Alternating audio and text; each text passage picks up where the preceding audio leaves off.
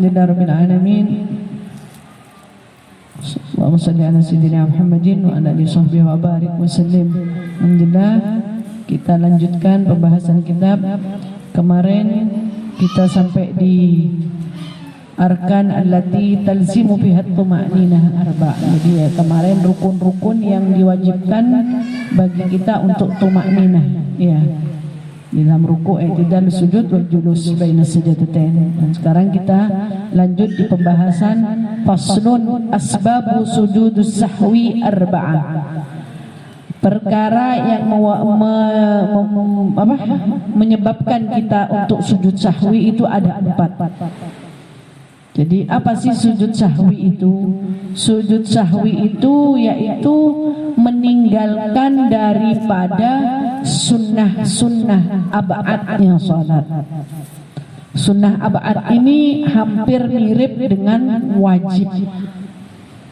Jadi ada dalam salat itu ada sunnah ab'ad, ada sunnah hayat. Kalau sunnah ab'ad itu ada 7, tapi kalau hayat banyak sekali, ya. Jadi sujud sahwi itu di dalam sholat itu ada 4 sujud. Ya, sujud yang ada di dalam sholat, sujud tilawah karena melewati ayat sajadah. Ini boleh waktu di dalam sholat atau di ini di luar sholat, ya, yang ini ya, yang pertama ini ya, ini sujud tilawah, ini di luar sholat. Jadi kalau kita membaca Al-Quran kemudian ada ayat sajadah seperti fasabbih bihamdi rabbika wastaghfir innahu hamidum majid, itu ayat sajadah. Terus ada lagi, pokoknya ada tuh biasanya di Al-Quran tulisannya sajadah. Boleh kita untuk melakukan sujud tilawah di dalam waktu kita mengaji. Ada sujud sahwi. Sujud sahwi itu dilakukan di dalam sholat. Jadi sujud di dalam sholat seperti kita biasanya mau sholat sunnah, mau sholat mau sholat wajib kan mesti sujud kan, sujud di dalam sholat. Kemudian sujud silawah itu dilakukan di luar sholat. Sujud yang ketiga, sujud sahwi, dilakukan di dalam sholat. Sujud sahwi ini dilakukan karena kita telah meninggalkan daripada sunnah ab'adnya sholat. Sujud sahwi dilakukan pada waktu setelah tasyahud akhir sebelum salam. Kemudian yang keempat, sujud syukur. Ya, kita akan sering melakukan sujud syukur, mendapatkan kenikmatan dari Allah, langsung kita ambil posisi untuk melakukan sujud syukur. Jadi sujud sahwi adalah sujud 2 kali yang dilakukan sebelum selesainya tasyahud akhir dan sebelum salam. Dilakukan sebanyak 2 kali. Jadi sunnah ab'ad itu adalah sunnah yang berat, sunat yang mendekati wajib. Ya, sunnah itu namanya sunnah ab'ad. Sampai kita ini menyangkanya itu suatu kewajiban seperti tasyahud awal. Iya, kan mana ada orang enggak tasyahud awal? Padahal itu adalah suatu sunnah. Tapi jarang sekali ada orang yang meninggalkan tasyahud awal. Jadi hampir sama, mirip dengan kewajiban.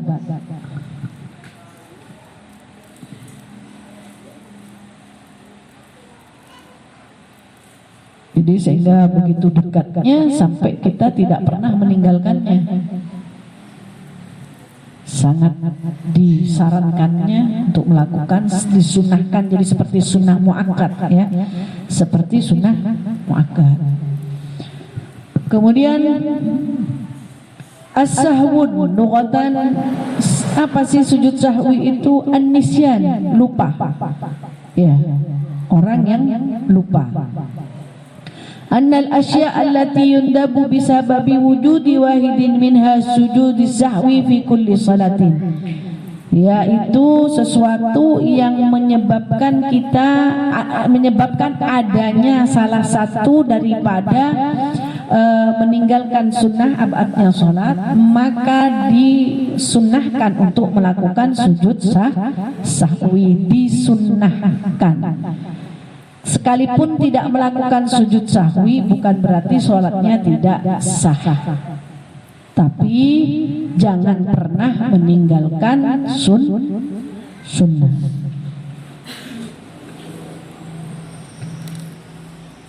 Al-awwal tarku ba'di min ab'adis salat. Ya, sebab-sebab kita disunnahkan melakukan sujud sahwi itu ada 4. Yang pertama, tarku ba'di min ab'adis salat, meninggalkan sunnah ab'ad, sunnah yang sangat dianjurkan di dalam salat. Au ba'dil ba'd. Ba'dil ba'd ini sebagian dari sebagiannya. Jadi seperti kita melakukan tasyahud awal, tapi kita tidak membaca bacaan sholawatnya, itu namanya meninggalkan sebagian dari sebagiannya. Duduk di tasyahud awal tapi tidak baca sholawat, itu meninggalkan sebagian daripada sebagiannya. Entah itu karena lupa atau karena kayak sudah dibaca tadi ya, langsung berdiri habis duduk tadi ya, habis duduk tasyahud awal langsung berdiri tidak baca sholawat kepada Nabi, maka itu termasuk daripada meninggalkan abadnya sholat. Jadi sunnah abad itu ada 7. Membaca tasyahud yang pertama, ya, membaca tasyahud yang pertama. Tahiyatul mubarakatuh salawatut thayyibatu lillah. Assalamu alayka ayuhan nabiy wa rahmatullahi wabarakatuh. Assalamu alayna wa ala ibadillah shalihin. Asyhadu an la ilaha illallah wa asyhadu anna muhammadar rasulullah. Itu di tasyahud pertama. Kemudian yang kedua daripada abadnya salat, sunnah abad ya, sunnah abad. Duduk untuk tasyahud yang pertama. Duduknya itu sunnah, membacanya juga sunnah. Membaca salawat kepada Nabi Muhammad SAW pada tasyahud yang pertama. Jadi kita cuman baca at-tahiyat tapi tidak baca sholawat. Nah, jadi sholawat itu termasuk daripada abadnya sholat ya. Kita tasyahud, baca tahiyat tapi baca tahiyat dan baca syahadat, tapi kita tidak membaca sholawat umpamanya ini, maka itu disunnahkan untuk melakukan sujud sahwi dikarenakan tidak membaca salawat kepada Nabi. Jadi yang nomor 3 adalah salawat kepada Nabi. Yang keempat, membaca doa kunut pada i'tidal kedua di salam salat subuh. Membaca kunut itu hukumnya Kalau ada yang tidak membaca berarti dia tidak kunut, berarti dia tidak mengikuti sunnahnya Rasulullah. Ada yang sampai diperkarakan gara-gara tidak kunut ya, ribut ini Muhammadiyah, ini tidak usah ribut. Kunut itu sunnah. Tapi bagi kita ahli sunnah wal jamaah, meninggalkan sunnah jangan ngaku ahli sunnah. Jadi jangan pernah meninggalkan daripada sunnahnya salat. Man raghiba an sunnati falaysa minni, yang tidak mau dengan sunnahku bukan dari golonganku. Jadi jangan pernah tinggalkan sampai dikatakan abad, sangat dekat, sangat penting. Coba kita sholat zuhur, ada yang tidak tasyahud awal, ada yang langsung bangun, tidak ada. Padahal itu adalah sunnah. Ditinggalkan tidak membatalkan sholat, juga disunnahkan, bukan wajib sujud sahwi, sunnah untuk sujud sahwi. Tidak sujud sahwi pun sah sholatnya. Tapi apakah kita mau meninggalkan sunnah? Sunnah itu yang pernah dilakukan oleh Rasulullah Sallallahu Alaihi Wasallam. Katanya Rasulullah, saya sering ulang-ulang ini ya, karena ini bab sholat ya. Sallu kama ra'aitumuni usolli. Lihatlah, salatlah kalian sebagaimana aku sholat. Salatnya Rasulullah seperti itu tadi. Iya. Kok tahu? Ya tahu kita dari ulama-ulama sampai kepada para tabi'in, dari tabi'in kepada para sahabat, dari sahabat kepada ahlul baitnya Nabi Muhammad sallallahu alaihi wasallam, yang mana ahlul baitnya Nabi Muhammad sallallahu alaihi wasallam adalah yang paling terkenal keilmuannya adalah Sayyidina Ali bin Abi Thalib. Sekalipun beliau adalah sahabat, juga beliau adalah keluarga. Sebelum menikah dengan putrinya, beliau adalah sepupu daripada Rasulullah. Kemudian setelah beliau adalah sepupu, beliau lebih dekat lagi, beliau adalah menantu daripada Nabi Muhammad SAW.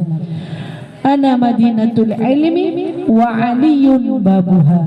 Aku ini kotanya ilmu dan pintunya Ali. Faman barang siapa yang menginginkan masuk, itu hadis ya, barang siapa yang ingin masuk ke kota Madinah maka harus melalui pintunya. Jadi kita mengetahui itu daripada para sahabatnya, para keluarganya yang melihat Rasulullah SAW melakukan ibadah-ibadah, mulai dari ibadah sholat, ibadah puasa, semua ibadah Rasulullah sampai kepada kita. Itu karena adanya guru-guru kita. Maka sekali lagi katanya dalam hadis, orang yang tidak mempunyai guru maka gurunya adalah syaitan. Na'udzubillah. Kemudian kunut ya dalam salat subuh, membaca salawat kepada Nabi sallallahu alaihi wasallam dan kepada keluarga serta sahabatnya. Membaca salawat kepada keluarga Nabi sallallahu alaihi wasallam pada tasyahud yang kedua. Ya. Jadi jangan pernah meninggalkan. Jadi syahadatnya itu harus betul-betul kita sah. Syahadat ya Allahumma shalli ala sayyidina Muhammad, wis sah. Tapi kita ini karena perjuangan daripada keluarganya Rasulullah SAW hingga ilmu sampai kepada kita. Jadi jangan pernah meninggalkan. Kita, anak kita ya, bapaknya dipanggil, kita bangga apa enggak? Anak kita dipuji-puji, kita bangga apa enggak? Apalagi memang keluarganya Rasulullah yang patut dibanggakan. Innama yuridullahu liyudhiba ankumur rijsa ahlal bait wa yutahhirukum tathira. Itu Al-Qur'an. Sesungguhnya Allah telah menyucikan engkau wahai keluarga Rasulullah, dan liyudhiba ankumur rijsa, telah menghilangkan kejelekan-kejelekan, kotoran-kotoran, sudah dibersihkan semua oleh Allah Subhanahu wa taala kepada ahlul baitnya Nabi, dan menjadikan kalian semuanya adalah orang-orang yang suci. Jadi kita, jangankan kita ini kepada keluarganya Rasulullah, kepada sahibul burda kita berwasilah kan? Iya. Kita datang, kita baca burda, kita harus Fatihah dulu kepada sahibul burda. Padahal beliau di masanya tabi'in, tabi'in sudah sahibul burda ya. Juga kepada Habib Ali Al-Habsyi kalau mau baca maulid, kita Fatihah kepada Habib Ali supaya kita mendapatkan nadrah, mendapatkan pandangan, mendapatkan barokah, mendapatkan syafaat, dan juga menjadikan wasilah Habib Ali kepada Nabi Muhammad, kemudian kepada Allah. Apalagi kita tidak mau berwasilah kepada keluarganya Nabi besar Muhammad, sang kekasih Allah, yang sudah dijelaskan di dalam Al-Quran. Sesungguhnya para yang lain tidak ada nasnya di dalam Al-Quran dinyatakan kalau ini manusia suci, ya keluarganya Rasulullah ini tidak ada, kecuali ya ini ahlul baitnya Rasulullah ini dikatakan bahwasanya keluarganya Rasulullah ini adalah manusia yang suci, terlepas daripada terlepas daripada dosa-dosa ya. Kita keluarganya Rasulullah tapi bukan yang ini ya. Kita juga keluarganya Rasulullah, ada darah di dalam diri kita, mudah-mudahan kita diakui oleh Rasulullah. Tapi bukan yang ini yang dimaksud, ya, yang di dalam Al-Quran tadi, yang maksudnya suci, bersih. Beliau adalah maksum, suci dari dosa. Nah ini lain, ada disebutkan daripada ahlul kisah, ya, manusia-manusia yang ada dalam selimut. Jadi Rasulullah, Sayyidah Fatimah, Sayyidina Ali, Sayyidina Hasan, Sayyidina Husain, Sayyidah Fatimah. Ya. Itu dikatakan ahlul kisah. Dikatakan ahlul kisah karena pada waktu itu Sayyidina Ali berselimut, ya. Terus berkata, yang di dalam selimut, katanya Sayyidina Anas bin Malik, ya, yang di dalam selimut apakah termasuk di dalam itu wahai Jibril wa ahlul kisah? Jadi begitu juga yang ada di dalam selimut. Jadi 5 orang yang dikatakan ahlul kisah, dan juga sampai kepada cucu-cucunya Rasulullah, sampai terakhir Imam Ali Uraidi, ya. Jadi 12 imam suci itu adalah orang-orang yang maksumin, yang terlepas dari dosa-dosa. Sekalipun mereka terlepas dari dosa, Imam Ali Zainal Abidin, cucunya Rasulullah SAW, sampai dikatakan Al-Abidin, yang begitu banyak ibadahnya kepada Allah. Salatnya melebihi 1000 rakaat setiap hari. Ya. Sayyidah Nafisah, cucunya Rasulullah SAW. Beliau adalah wanita daripada keluarganya Rasulullah SAW.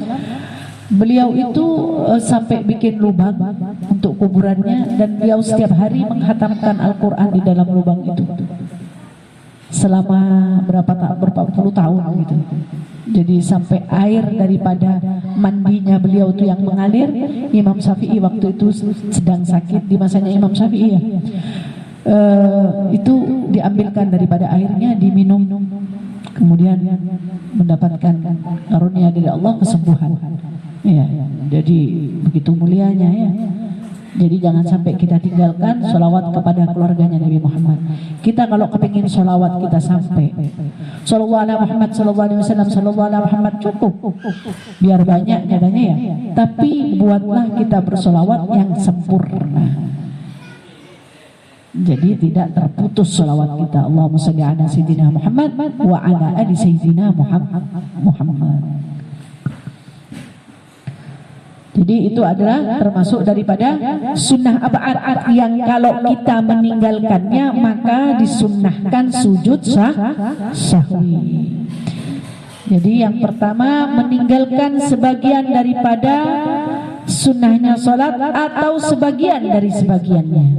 Kemudian yang kedua, fi'lu ma yubtilu amduhu wa la yubtilu sahwu. Perkara yang tidak membatalkan kalau kita tinggal secara sengaja, wala yubtilu sahwu. Perkara yang ditinggalkan secara sengaja dan yang tidak membatalkan, yang membatalkan kalau dilakukan secara sengaja. Wala yubtilu sahwu, dan tidak batal kalau lupa. Idza fa'alahu nasiyan, jika dilakukannya dalam keadaan lupa. An-nasaniya minal asya'i allati yundabu bisababi wujudi wahidin minha sujudus sahwi. Maka yang kedua tadi adalah sesuatu yang menyebabkan kita disunahkannya untuk melakukan sujud sahwi. Jadi pekerjaan yang dapat tidak membatalkan, yang membatalkan kalau sengaja, tidak batal kalau lupa. Ayyub alal musalli nasiyan au jahilan au ma'duran syai'an, yaitu orang yang sholat lupa atau tidak tahu. Jadi tidak tahu doanya kunut membawanya ini, atau ma'zuran, atau dia keburu-buru, begitu maksudnya, keburu-buru, atau apa ya, ma'dur ini ada sesuatu yang kalau saya tidak cepat-cepat ini nanti istilahnya apa, ada bahaya atau ada apa, ya. Jadi maksudnya tuh makduran di sini ada udur di situ, maka hingga kita meninggalkan daripada sunnah abadnya sholat itu tidak membatalkan, tapi di situ atau kita tidak tahu, tidak hafal dalam doa kunut. Jadi doa kunut yang memang diajarkan banyak sih, doa kunut ini banyak, tapi yang masyhur di kalangan kita itu ya apa namanya, Allahumma hdini fiman hadait wa afini fiman afait, itu ya, wa tawallani fiman tawallait wa barik li fima atait wa qini bi rahmatika syarra ma qadait.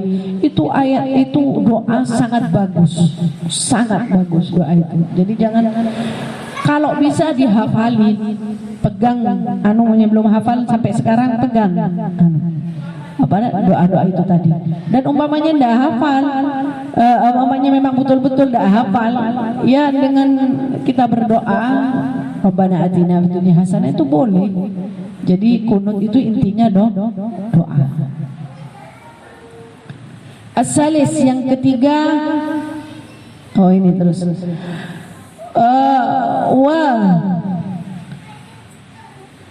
syai'an amduhu mubtilan lisalati wa sahwu ghairu mubtidun laha.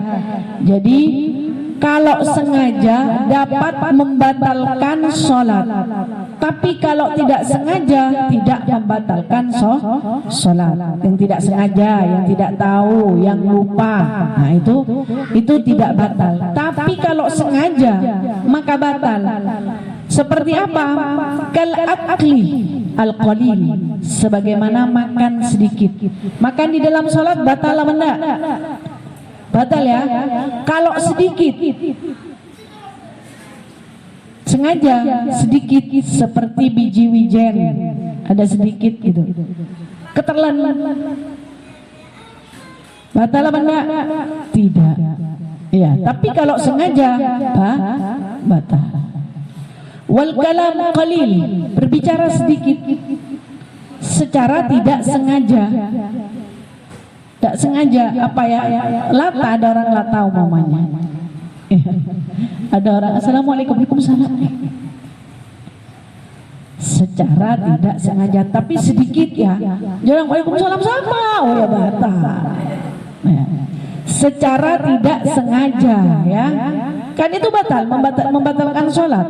Tapi kalau tidak sengaja, tapi kalau ngomongnya panjang, sengaja tidak sengaja batal. Begitu juga makannya banyak sampai satu suap, sengaja tidak sengaja batal. Ini yang dimaksud makan sedikit atau berbicara sedikit. Ammal ladzi la yubtilu 'amduhu wa la sahwuhu kaltifatil wal khututi wal khutwatin wa ghairihima siwa ma ya'ti fis salis fala yasjudu lahu. Jadi bahasannya sudah selesai tadi, meninggalkan itu tadi ya, kunut, meninggalkan tasyahud awal. Yang ketiga, naqlu ruknin qauli ila ghairi mahallihi, meninggalkan satu rukun qauli ila ghairi mahallihi. Jadi ke tempat lain, itu tadi seperti baca doa iftitah ya, rukun, membaca rukun bukan pada tempatnya. An ats-tsalis minal asya' allati yadabu bisabi wujudi wahidin minha sujudus sahwi naqlu ruknin qaulin aw ba'dihi walau amadan fi ghairi takbir wassalam ila ghairi mahallihi ka'an lam yaqra' al-Fatihah, seperti tidak membaca Fatihah. Jadi tidak membaca Fatihah, dia itu secara tidak sengaja ya, meninggalkannya secara tidak sengaja. Fi ghairi mahalli qiraati karruku wa tashahhudil akhir fi ghairi mahallihi kal qiyam aw yusalli ala nabi sallallahu alaihi wasallam fi ghairi mahalli shalah ala nabi kas sujud, seperti sujud. Jadi meninggalkan rukun daripada rukun qauli. Jadi bacaan sujud, bacaan di dalam ruku', di dalam qiyam, Fatihah ya, juga di dalam membaca salawat kepada Nabi di tasyahud akhir. Wa mislu rukni fi hadhil hukum as-surah wa tasyahudul awal amma ghairuhuma minas sunani wal ab'ad. Karena dan selain daripada surat ya, wa tasyahud awal amma ghairuhuma, kecuali dari keduanya, maka semua itu dan adalah sunnah daripada sunnah abadnya salat. Fa fi naflihi tafsilu madhkuru fil mutawwalat wa qauluna fi ghairi takbir wassalam. Jadi kecuali wa fi naflihi tafsilun madhkurun fil mutawwalat, wa sudah pernah kita bahas ya tentang takbir dan salam. Jadi kayak takbiratul ihram itu hukumnya adalah rukun ya, rukunnya sholat. Begitu salam pertama juga rukunnya sholat. Fa inna quluhuma amdan mubtilan, dan jika memindah takbir atau salam maka secara sengaja maka hukumnya batal. Jadi yang ketiga ini memindah rukun qauli kepada lain tempatnya, maksudnya bacaan daripada, jadi belum waktunya sujud, belum rukuk gitu lah. Belum rukuk langsung sujud. Ar-rabi' iqa'u ruknin fi'li ma'a ihtimali ziyadah. Ar-rabi' min al-asya'i allati yandabu bisababi wujudi wahidin minha sujudus sahwi ayyuqi al-musalli ruknan fa'alai fi'liyan min arkanis salah wa huwa mutaraddidun hala fi'lihi fi ziyadatihi ka'ayyataraddada fi tarki ruku' awis sujud fa innahu yujibu alaihi ayyatiya bihi wa in kana yuhtamala ayyakuna zaidan wa yasjudu nadban bisahwi amma law taraddada fi ziyadah ba'da al-fi'li ka'an syakka fi tasyahudil akhir usalli arba'an am khamsan fala yandubu lahu sujud lidhalika taraddud. Jadi maksudnya begini, kita meninggalkan daripada rukun-rukunnya sholat. Kita ingatnya ini sholat 4 rakaat. Ternyata kita ini setelah kita bangun ya, untuk mengingatnya sholat masih 3 rakaat. Kita bangun lagi untuk melakukan rakaat yang keempat, padahal ini sudah rakaat keempat, berarti ini rakaat kelima. Terus ingat, oh iya ini rakaat keempat berarti. Nah, itu kan karena tidak sengaja, padahal ini suatu rukun. Maka hendaknya kita melakukan sujud syahwi. Begitu juga di dalam tasyahud akhir umpamanya. Lupa kalau ini, ya itu tadi bukan daripada rakaat yang keempat atau rakaat yang kedua dalam sholat subuh ya, maka secara tidak sengaja ya, yang tidak sengaja ini, maka disunnahkan untuk melakukan sujud syahwi. Batal sholatnya? Tidak batal ya, tidak batal.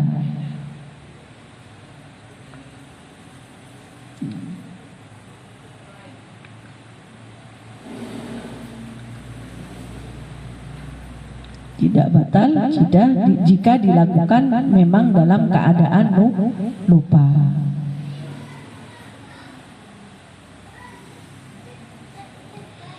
Jadi seumpamanya kita ini sudah di rakaat yang kedua ya, rakaat kedua kita bangun, tidak tasyahud awal, bangun terus kita berjamaah umpamanya.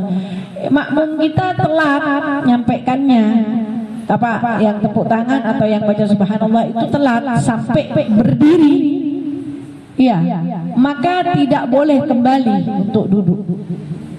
Jadi cukup nanti dengan sujud sahwi.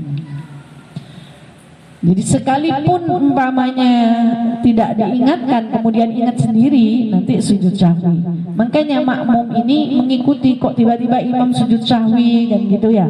Kadang makmumnya tidak tahu, ikut aja sujud sahwi. Karena makmum itu apa katanya imam.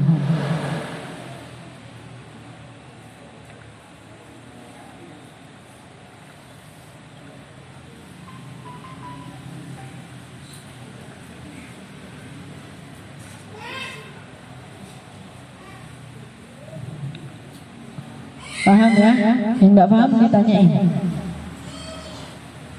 Yang tidak paham tanya.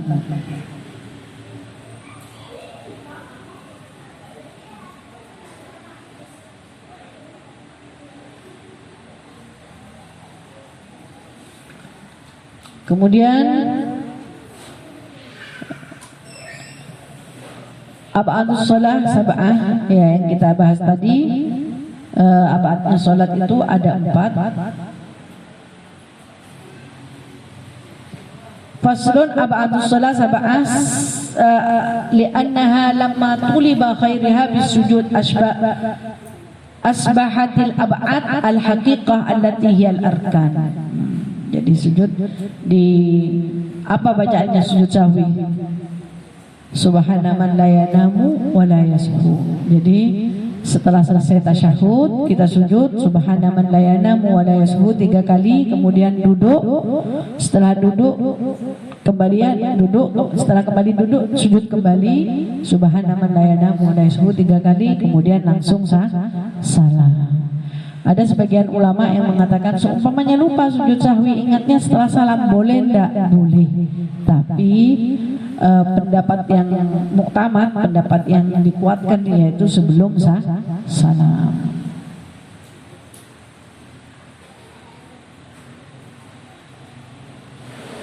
Jadi wassalat yang pertama abadnya salat itu adalah wassalatu ala nabi fihi wa qiyamuh al-qunut wa qiyamuhu, dan berdirinya juga ya. Jadi kunut itu tidak dilakukan dalam keadaan duduk, dilakukan dalam keadaan berdiri. Wassalah ala nabi fi, dan juga kepada Nabi Muhammad. At-tasyahud al-awwal, tasyahud awal wa qu'uduhu, dan juga wassalatu ala nabi sallallahu alaihi wasallam bihi, wassalamu ala nabi bihi wa qiyamuh, wassalatu ala al-ali bihi wa qiyamuh, wassalamu alaihim fihi wa qiyamuh. Jadi ini daripada apa-apanya salat. Selain daripada itu adalah hayat, banyak kalau hayatnya salatnya banyak sekali daripada sunnah-sunnahnya salat. Jadi abad itu yang sunnah yang dikuatkan, maka meninggalkan hal itu disunnahkan untuk melakukan sujud sahwi. Ini jangan kita bingung di dalam masalah salat, karena kalau kita bingung ya, termasuk daripada rukunnya sholat mengetahui bahwasannya ini adalah wajib ya. Kalau kita menyangka bacaan Fatihah itu bukan rukun, maka tidak sah sholatnya. Fatihah, takbiratul ihram ya, atau jadi rukun kauli, rukun fi'li itu harus syaratnya kita tahu bahwasannya itu adalah rukun. Kalau menyangka bahwa rukun itu adalah sunnah, tidak sah sholatnya. Tapi kalau menyangka sunnah ini adalah rukun, tidak apa-apa ya. Jadi kita ini harus betul-betul tahu apa saja sih rukun sholat, baik itu rukun kauli itu yang diucapkan ya, seperti Fatihah, takbiratul ihram juga dengan gerak Allahu Akbar ya, itu rukun kauli. Juga rukun fi'li, jadi rukun-rukun yang dilakukan dengan pekerjaan. Jadi harus tahu, harus betul-betul paham, jangan sampai menyangka yang rukun adalah sunnah. Tapi insya Allah enggak ya. Insyaallah enggak. Jadi kayak tasyahud awal kita nyangkanya, mungkin yang belum taklim nyangkanya rukuk tasyahud awal, dan baik itu di duduknya ataupun bacaannya kita nyangka itu adalah sebuah suatu rukun, ya kan, dari kuatnya. Jadi kayaknya kalau ada orang yang sholat tidak pakai tasyahud awal itu kayak ya apa gitu ya.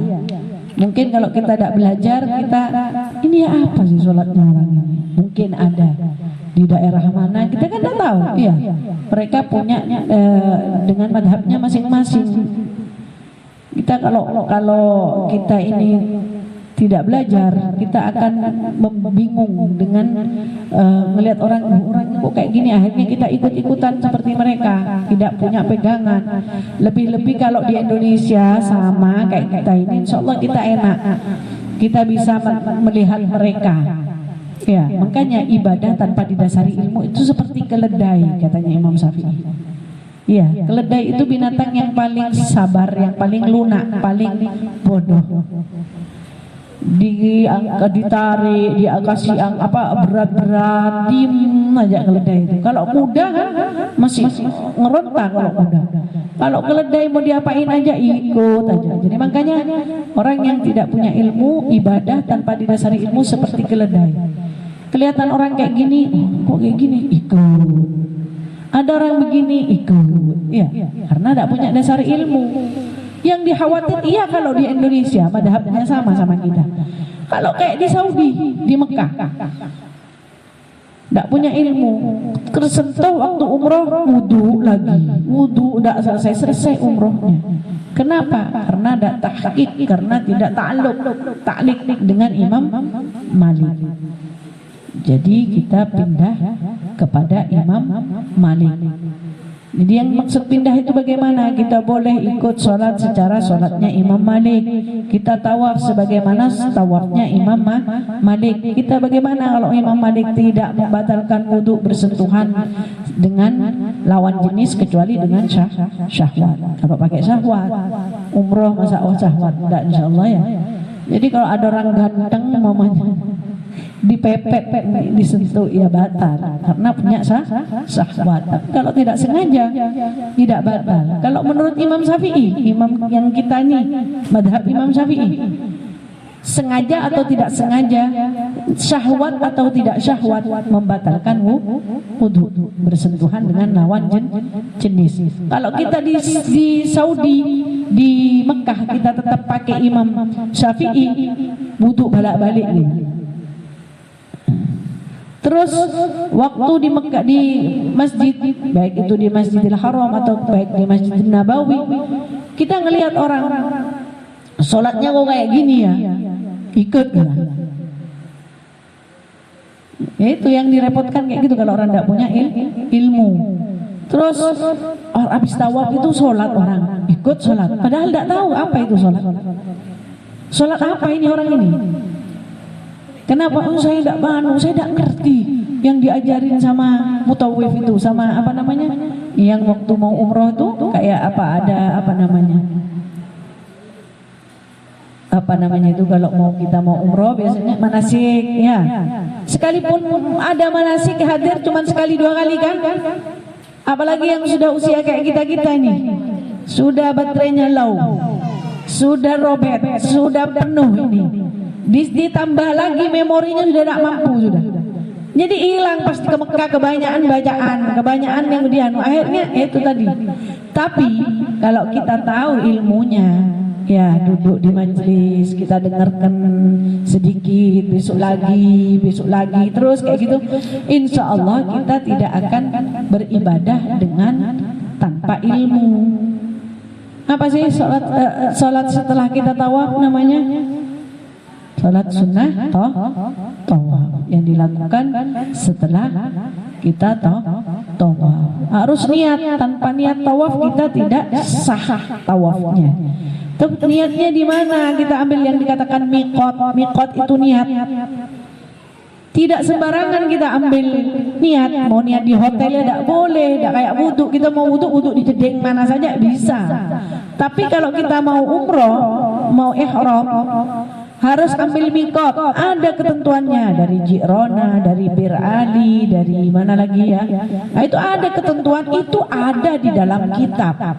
Itu harus kita pelajari. Nah, gitu. Tapi ilmu tentang haji, ilmu tentang puasa itu wajib diketahui saat kita akan melakukan kewajiban tadi. Jadi pas waktu mau haji, kita sudah ada niatan sudah mau haji kan, kita betul-betul memperdalam tentang haji atau umroh. Sebaik juga saat mau puasa. Makanya kalau orang mau puasa ini biasanya ada tarhib Ramadan di mana-mana. Kenapa? Agar yang tidak mempunyai ilmu tentang Ramadan kita tahu. Makanya kalau ada tarhib Ramadan di sini hadir, di situ hadir, di situ hadir, supaya kita tahu. Karena di majelis belum tentu membahas tentang Ramadan, membahas tentang haji kan gitu. Di majelis kita sesuai dengan yang kita pelajari dulu kan gitu, tidak langsung loncat. Tapi alhamdulillah kalau di majelis kita ini mau memasuki Maulid, kita bahas tentang Maulid, ya. Mau memasuki Ramadan, kita memperdalam tentang Ramadan, ya, supaya Ramadan kita mendapatkan pahalanya ibadah. Iya, yang membatalkan puasanya, membatalkan pahalanya. Nah, kita kan kadang nggak tahu. Yang penting puasa, ternyata puasanya sah, tapi pahalanya tidak sah, membatalkan pahala puasa. Maka dari itu jangan pernah bosan mencari ilmu. Ilmu adalah cahaya yang menuntun kita untuk sampai kepada Allah Subhanahu wa taala. Tanpa cahaya kita akan meraba-raba.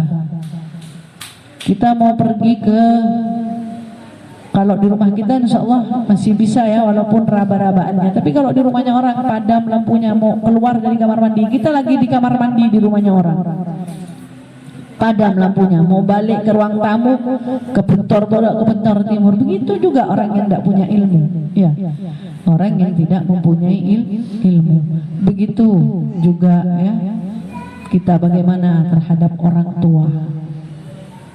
Mungkin dulu kita belum tahu ilmunya, dikiranya yang bakti kepada orang tua itu yang ngasih uang sama orang tua, yang melayani orang tua itu gantiin bajunya, nyiapkan ininya, menyapu rumahnya atau memasakkan orang tua, hanya sebatas itu.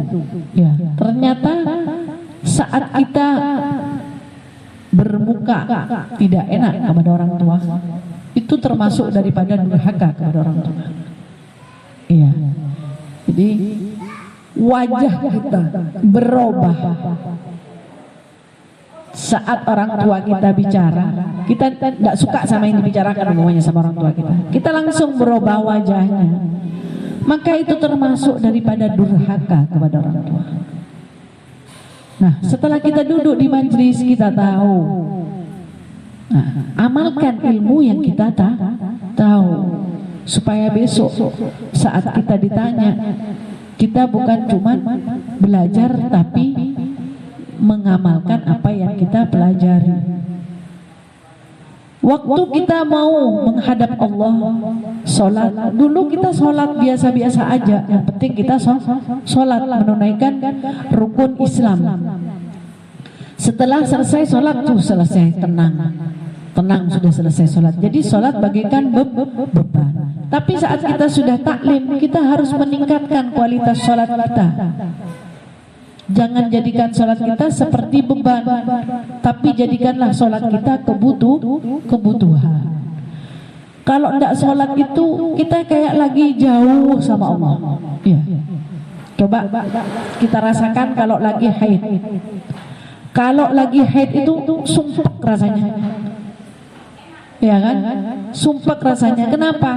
Karena kita tidak datang kepada Allah yang waktunya sampai 5 kali. Kita tidak mensucikan diri kita selama 5 kali itu. Jadi harus dirubah.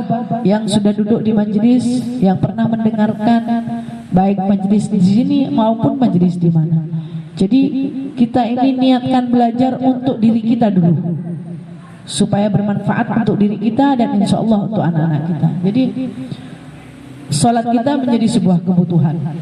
Kita ambil wudhu, robah yang dulunya kita sekedar berwudhu, tapi saat mau masuk ke dalam kamar mandi, mengikuti sunnahnya Rasulullah, jangan pernah tinggalkan.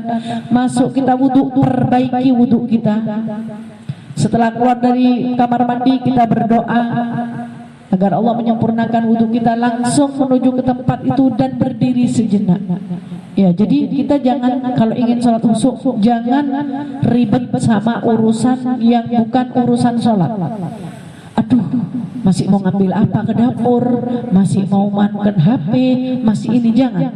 Jadi mau sholat itu persiapkan betul-betul kita lagi mau menghadap kepada Allah. Makanya kita disunahkan untuk membaca doa sebelum kita takbiratul ihram. Supaya apa? Supaya lebih tenang. Kan kadang orang di masjid itu ya tidak diperbolehkan orang yang datang ke masjid itu dengan berlari-lari, keburu-keburu. Kenapa? Ya itu dapat menghilangkan kehusuan dalam sholat. Iya kan? Nutut oh Allah sudah takbir takut tidak nutut. Sekalipun tidak batal. Cuman ya itu apa? Tata atau kesopanan atau apa sih? Adab ya, adab di dalam sholat itu kurang tepat. Jadi kalau kita lagi mau sholat, kita sudah taklim, beda sholat kita dengan orang-orang yang tidak taklim. Kalau taklim tetap sholatnya seperti itu, nggak ada gunanya yang taklim itu namanya. Tidak ada manfaatnya. Jadi berdiri, baca doa-doa seperti ayat kursi. Masih belum tenang baca ayat kursi, baca kulhu al-ikhlas. Setelah al-ikhlas kul a'udzu birabbil falaq, belum lagi kul a'udzu birabbin nas. Terus rabbi a'udzubika min hamazati syayatin wa a'udzubika rabbi yahdurun. Ya. Rabbi a'udzubika min hamazati syayatin. Ya Allah, jauhkan aku dari bisikan-bisikan setan. Wa a'udzubika rabbi yahdurun. Jadi hadirkan, ya, minta dihadirkan, jauhkan dari godaan setan. Kemudian setelah itu Allah menja'alni muqimas salati wa min dzurriyyati. Ya, doanya orang yang mau sholat ini dikabulkan sama Allah. Tenang, sudah, baru takbiratul ihram. Jadi jangan menjadikan sebuah kebutuhan, selesai sholat senang rasanya, lagi habis bicara sama Allah, lagi habis dialog sama Allah. Jadi harus dirubah. Begitu juga dalam ibadah-ibadah lain yang pernah kita pelajari ilmunya, terapkan di dalam ibadah itu tadi. Ya, terapkan di dalam ibadah supaya kita betul-betul melakukannya dengan hati. Dengan hati. Karena kalau tidak dilakukan dengan hati, cuman ya kita kayak gitu tadi. Kayaknya ya. Apa sudah sholat isya ya? Karena biasanya sholat isyanya setelah malam. Ya, jadi apa sudah sholat isya itu karena tidak dilakukan dengan hati. Jadi betul-betul hadirkan kita saat mau melakukan sholat, karena sholat adalah satu-satunya penyambung antara kita dengan Allah, wasilah. Kalau kita tidak connect sama Allah, tidak ada struman, kayak kita lagi mau ngecas HP, wasilahnya dicabut, iya tidak ngisi baterainya, kayak gitu. Jadi sekalipun setelahnya sholat nanti mau begini, mau begitu, mau begini ya, tapi jangan, kalau bisa jangan kita melampaui batas sampai melakukan dosa-dosa ya. Tapi nomor satu, jaga sholat, maka sholat itu akan menjaga kita, insya Allah. Jadi ya ada pertanyaan tentang sunnah abad sholat atau yang lainnya di luar pembahasan, barangkali ada. Juga menutup auratnya, menutup aurat ini bukan cuma di dalam sholat, bukan kita mau keluar rumah. Yang dimaksud menutup aurat itu menutup aurat yang sudah ditentukan di dalam syariat agama dengan lawan jenis kita. Ada orang kalau mau keluar pakai jilbab di dalam rumah, atau rumahnya ini ngumpul atau tidak ada pagarnya, keluar rumah jemur anduk, tidak pakai jilbab. satu helai rambut kita besok akan menjadi yang dapat menyebabkan kita masuk ke dalam neraka. Dilihat oleh lawan jenis kita, bukan mahram kita, atau satu rumah tapi di rumah itu ada sepupu atau siapa. Ya. Jadi jangan menganggap kalau keluar kita harus menutup aurat. Bahkan di dalam rumah pun kita pakai jilbab, ya, malaikat rahmat itu selalu berada di sekitar kita. Sampai kadang tidur pun pakai jilbab. Kenapa? Sebagian daripada wanita-wanita solehah, ya, jangankan saat terjaga, saat tidur pun beliau-beliau itu pakai jilbab menutupi auratnya. Dikhawatirkan malaikat menjauh darinya, dikhawatirkan dia meninggal dalam keadaan belum sempat menutup aurat. Banyak itu kejadiannya. Kadang naudzubillah rumahnya kebakaran, belum sempat menutup auratnya, atau waktu tidur tiba-tiba malaikat Israel datang mencabutnya. Jadi mereka itu betul-betul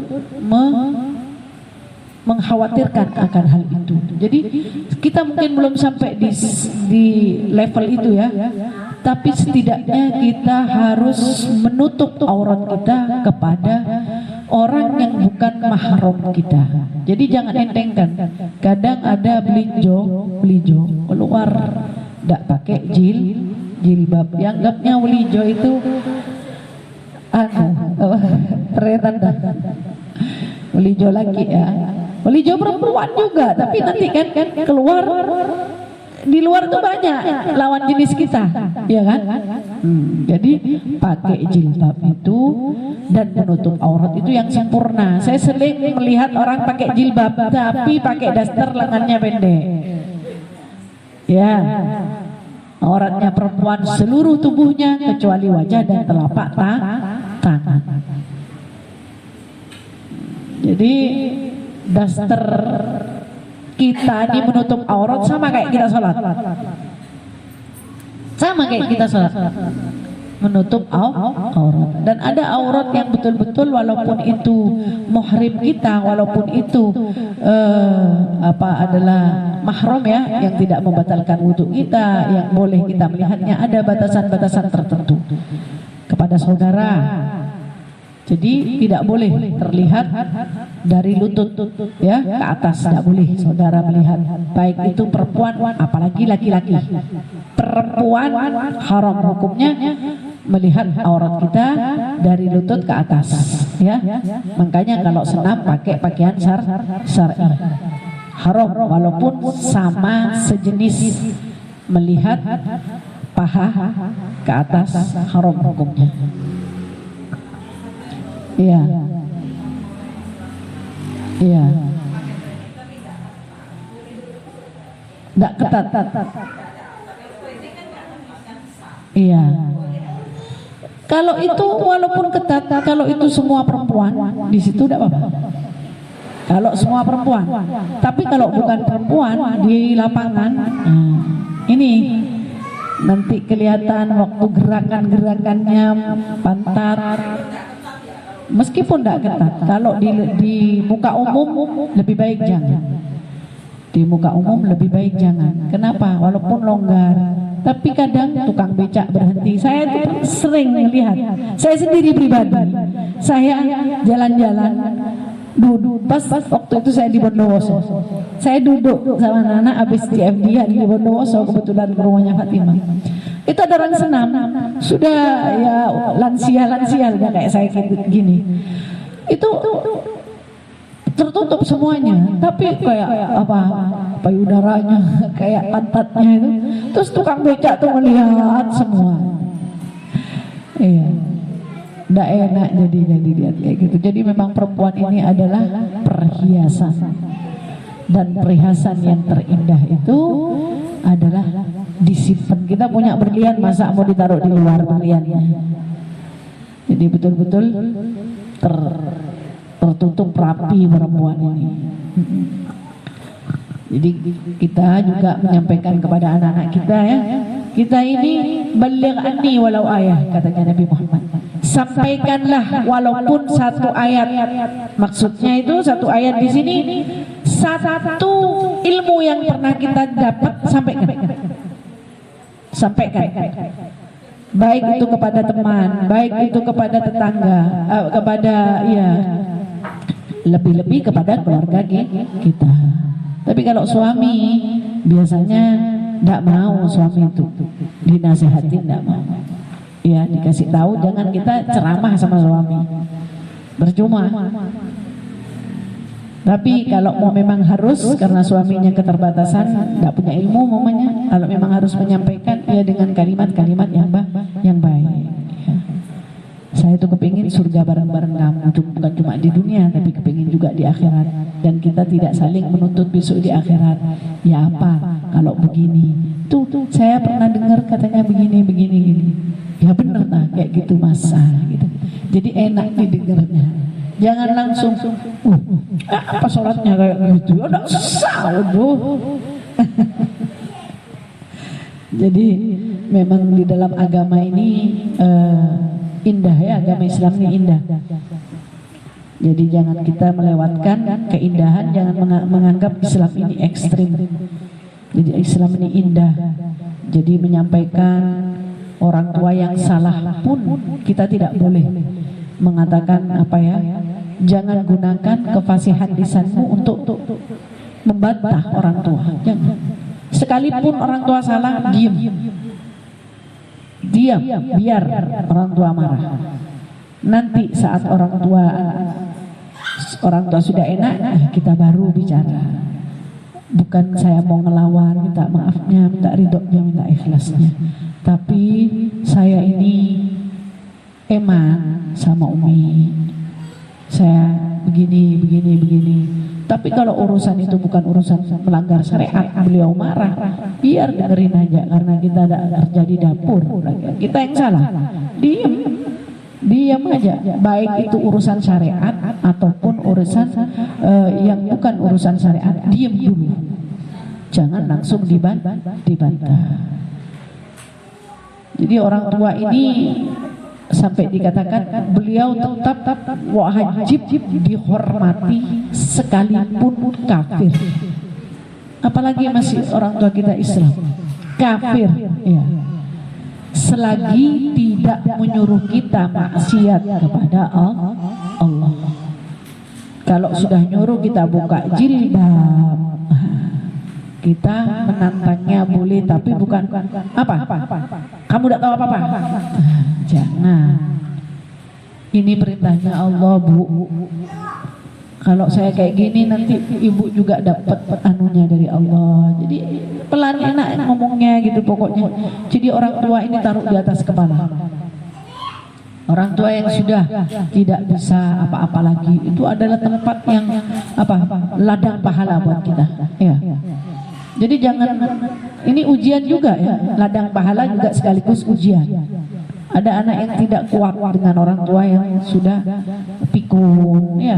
Ada orang tua yang sudah macam-macamnya orang tua, beliau kembali lagi ke fase dulu masih kecil. Kita dulu masih kecil, beliau tidak pernah mengatakan bosan sama kita. Jadi bagaimana kita di usia yang beliau yang sudah lanjut, jangan sampai kita menyesal besok, ya. Jadi omongannya sudah tidak bisa istilahnya tidak bisa diambil, maksudnya pembicaraannya begini, anggap Al-Quran rusak, tidak boleh dibuang sembarangan, tidak boleh ditaruh sembarangan, iya. Jadi suruh taruh di atas supaya tidak menimbulkan kekurang ajaran kepada Al-Quran. Begitu juga orang tua. Sekali lagi saya minta, orang tua dinomorsatukan dalam urusan kita ya. Selain kepada Allah dan Rasulnya, orang tua nomor satu. Ya, kita kalau ingin mulia, muliakan orang tua. Ingin menjadi ratu, ratukan orang tua. Ya. Jadi rezeki ingin lancar juga sama orang tua. Kalau doa katanya ayah yang lebih kabul doanya. Jadi kalau mau minta doa sama ayah. Kalau mau memberi kepada ibu. Iya, kalau mau memberi kepada ibu, kalau minta doa kepada ayah. Kalau mau memberi kepada ibu.